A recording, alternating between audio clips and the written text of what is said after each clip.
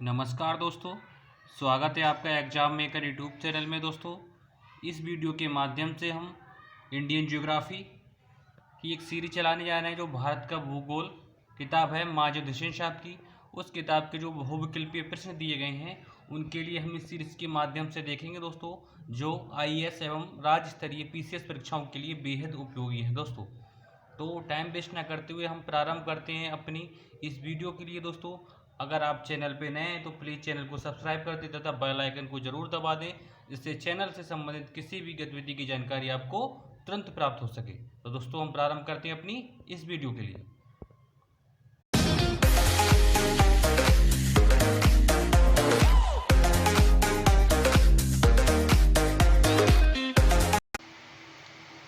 इस वीडियो का दोस्तों हमारा पहला प्रश्न है कि निम्न भौगोलिक प्रणालियों को सही क्रम में व्यवस्थित कीजिए। अब नीचे दिए गए कूटों की सहायता से सही उत्तर का चयन कीजिए। तो सबसे पहले है कि कोडप्पा प्रणाली, उसके बाद दक्कन लावा ट्रैप, सी गोंडवाना प्रणाली, 4 बिंद श्रेणी, यानी कि आपको बताना है किस प्रणाली का विकास पहले हुआ था। तो इसका सही आंसर है सी 1 4 3 2। ठीक है, यानी कि सबसे पहले कौन सी आई थी?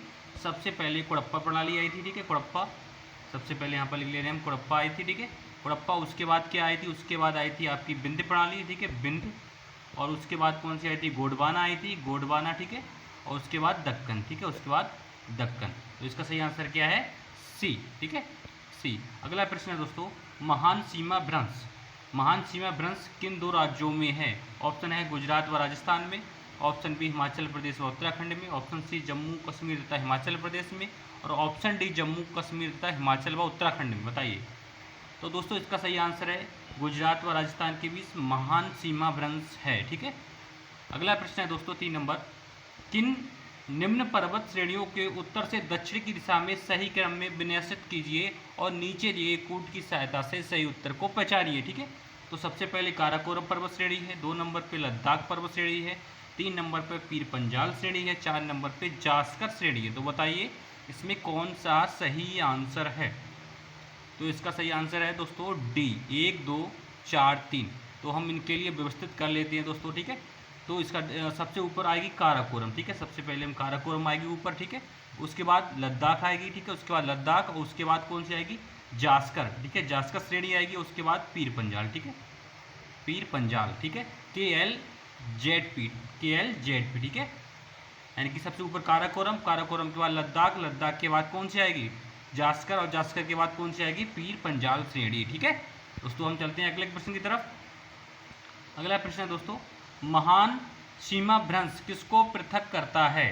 महान सीमा भ्रंश किसको पृथक करता है? ऑप्शन ए महान हिमालय से काराकोरम को, ऑप्शन बी लघु हिमालय से महान हिमालय को, ऑप्शन सी शिवालिक को लघु हिमालय से, ऑप्शन डी भारत के महान मैदान को शिवालिक से। बताइए।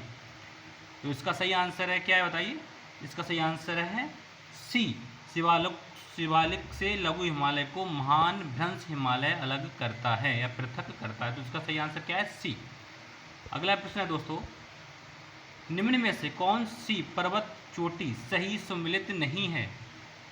ऑप्शन ए है आपके पास अमरकंटक मध्य प्रदेश, ऑप्शन बी है दूनगिरी उत्तराखंड, ऑप्शन सी है कैलाश पर जो है मेघालय में, ऑप्शन डी नीमगिरी ओडिशा। बताइए इसमें कौन सा सही सम्मिलित नहीं है? तो इसका सही आंसर बताइए।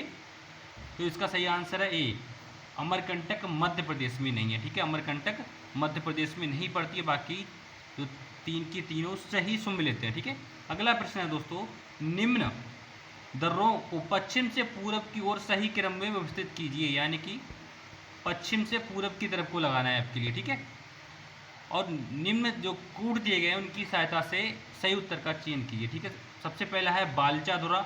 ठीक है, बालचा धुरा, 2 है मानाला, 3 है नीतिला, और चौथा है थांगला। ठीक है, चौथा है थांगला। बताइए इसका सही आंसर बताइए। तो इसका सही आंसर है बी। ठीक है, यानी कि सबसे पश्चिम में कौन सा पड़ेगा? पहले इधर थांगला पड़ेगा। ठीक है, थांगला मान लेते हैं यहाँ पर। ठीक है, उसके बाद क्या पड़ेगा? माना पड़ेगा, माना पड़ेगा। ठीक है, माना के बाद इधर कौन सा पड़ेगा फिर? ठीक है, माना के बाद है नीतिला। ठीक है, एक बार दोबारा देख लेते हैं। थांगला हो गया, माना हो गया, फिर यहाँ नीति हो गया, और यहाँ पर बालचा हो गया। ठीक है, तो ऑप्शन बी, यानी कि सबसे इधर पश्चिम में पड़ेगा आपका थांगला, फिर उसके बाद माना, उसके बाद नीति और उसके बाद बालचा। ठीक है, तो इसका सही आंसर क्या है? बी। अगला प्रश्न है दोस्तों, निम्न कथनों पर विचार कीजिए तथा नीचे दिए गए कूटों की सहायता से सही उत्तर को पहचानिए। ठीक है, 1 नंबर दिया गया असम की मिकिर पहाड़ियाँ प्रायद्वीपीय भारत का हिस्सा हैं।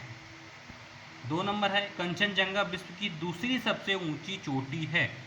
तो बताइए इसमें कौन सा सही है? कूट केवल एक सही है, केवल 2 सही है, सी 1 और 2 दोनों सही हैं, डी ना 1 सही है और ना ही 2 सही है।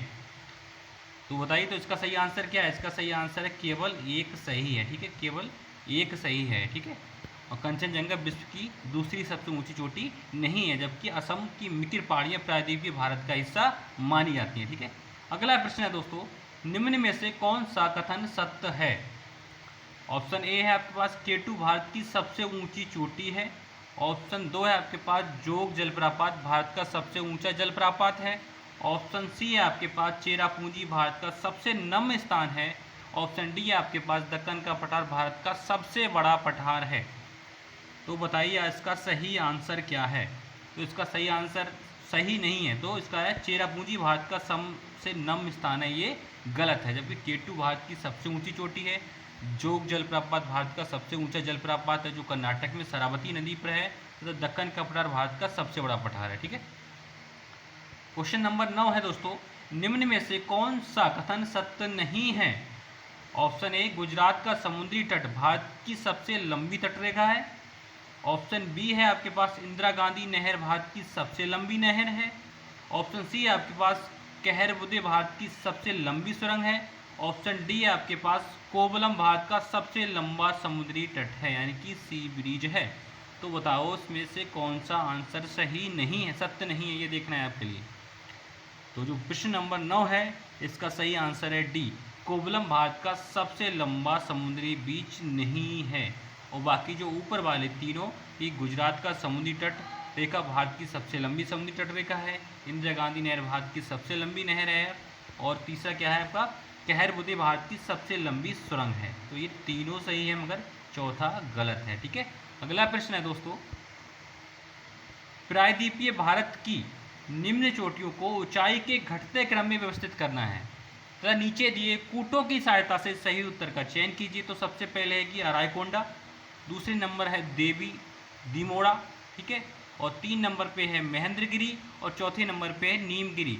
तो आपके लिए ऊंचाई के घटते क्रम में, यानी कि सबसे ज़्यादा ऊंचाई वाली चोटी सबसे ऊपर और सबसे कम वाली सबसे नीचे लेना है। तो बताइए इसका सही आंसर क्या है? सोचिए, 3 सेकंड है आपके पास।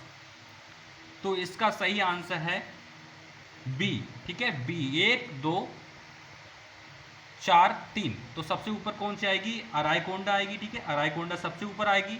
उसके बाद देवी दी मोड़ा आएगी, देवी दी मोड़ा आ जाएगी, और उसके बाद आएगी आपकी नीमगिरी। ठीक है, नीमगिरी, और उसके बाद आएगी महेंद्रगिरी। ठीक है, एक बार दोबारा हम फिर देख लेते हैं। सबसे ऊपर अराईकोंडा सबसे ऊपर आ गई। उसके बाद आपकी देवी दी मोड़ा आ गई। ठीक है, उसके बाद आपकी कौन सी आएगी? उसके बाद बताइए। उसके बाद आएगी नीमगिरी, और उसके बाद आएगी आपकी महेंद्रगिरी। तो इसका सही आंसर क्या है? बी। दोस्तों आज पहली वीडियो है तो 10 ही क्वेश्चन ले रहे हैं। अगर आपका प्यार मिलता है, आप व्यूज आते हैं, आप देखते हैं, पसंद करते हैं, कमेंट करते हैं दोस्तों, तो पूरी वीडियो आएगी, 20 या 25 क्वेश्चन की वीडियो हुआ करेगी। अगर दोस्तों आपके लिए वीडियो पसंद आई तो प्लीज़ वीडियो को लाइक ज़रूर कर दें तथा अपने दोस्तों के साथ शेयर करें, और एग्जाम मेकर यूट्यूब चैनल को सब्सक्राइब करें। पूरी वीडियो देखने के लिए आपका बहुत बहुत धन्यवाद।